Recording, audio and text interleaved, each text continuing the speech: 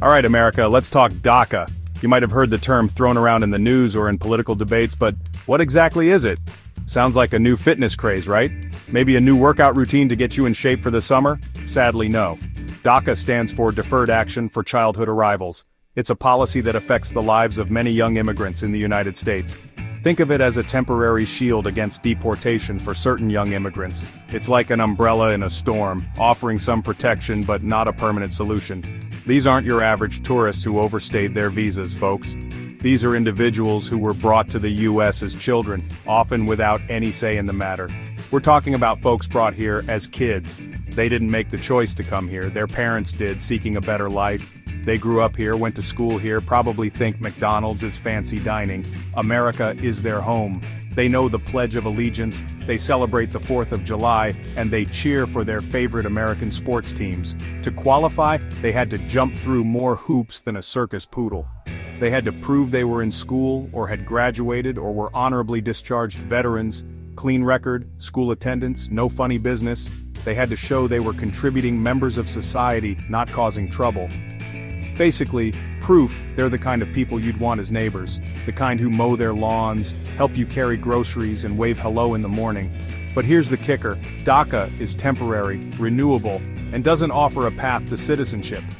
It's like being in a constant state of limbo, never knowing if the next renewal will be your last. It's like a library book you constantly have to renew, hoping they don't suddenly change the rules. Imagine living your life with that uncertainty, always wondering if you'll be able to stay in the only country you've ever known as home. Now, some folks throw around the word amnesty like it's a dirty word, but let's look at the facts, shall we? Daca recipients, aka Dreamers, aren't just surviving, they're thriving. We're talking about 800,000 people contributing billions to the economy. These are teachers, nurses, entrepreneurs, paying taxes like the rest of us. They're the doctors saving lives, the engineers building bridges, not walls, ironically. Imagine the talent we'd be wasting if we kicked them out. And let's not forget the human side. Maria, a Daca recipient, told me she finally felt safe enough to pursue her dream of becoming a lawyer. Now, she's fighting for others, just like someone fought for her. So, is Daca legal? Supporters say, you betcha. They believe it's a crucial policy that protects young immigrants who were brought to the U.S. as children, often referred to as dreamers.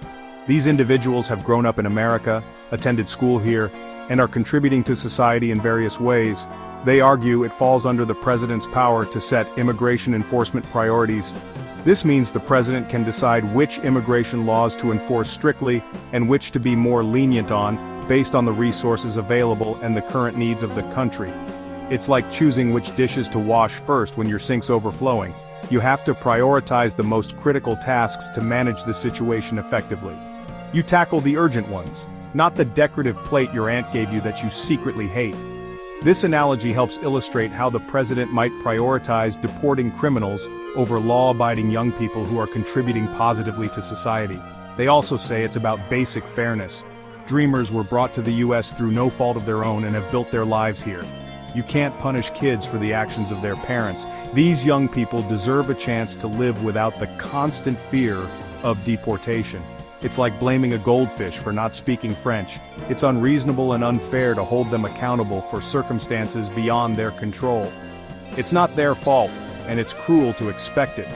Dreamers have grown up as Americans in every sense and should be treated as such. Plus, Daca has been a bipartisan issue in the past. Both sides of the political spectrum have recognized the importance of protecting these young immigrants.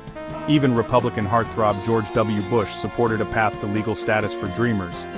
His stance highlighted the need for compassion and practical solutions in immigration policy. Remember compassionate conservatism?